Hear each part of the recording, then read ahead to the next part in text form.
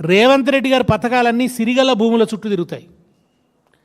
భూముల దందానే అసలు ప్రతి పథకం వెనుక ఉన్న రహస్యం అదే. మూసీ ప్రక్షాళన, ఇది నదీ ప్రక్షాళన కోసం కాదు. అట్లెవరన్నా అనుకుంటే అమాయకత్వం. నదీ తీరాన ఉన్న భూముల్ని కార్పొరేట్లకు కట్టబెట్టడానికి దానికోసం చేపట్టిన పథకం మూసీ ప్రక్షాళన.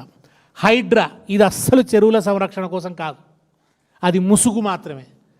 దాని పేరున రియల్ ఎస్టేట్ సంస్థల్ని బెదిరించడం, దండుకోవడం, కొందరికి లబ్ధి చేకూర్చడం, కొందరిని దెబ్బతీయడం, ఇది హైడ్రా పరమార్థం.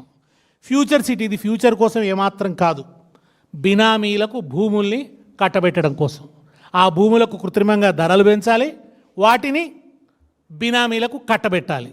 ఇది ఫ్యూచర్ సిటీ వెనుక ఉన్న పథకం. అదేదో ఉంది కదా మనకు, వెనకటి గుణమేలమాను వినరా సుమతి అని అంటారు కదా. శుభలగ్నమున కనకపు సింహాసనమున కూర్చుండబెడితే వెనుకటి గుణమేలమాను అన్నారు. ఈయన వెనకట ల్యాండ్ బ్రోకర్, ఆ గుణం ఈయన మానడు. ముఖ్యమంత్రి అయినా ఆ ల్యాండ్ బ్రోకర్ గుణం పోదు.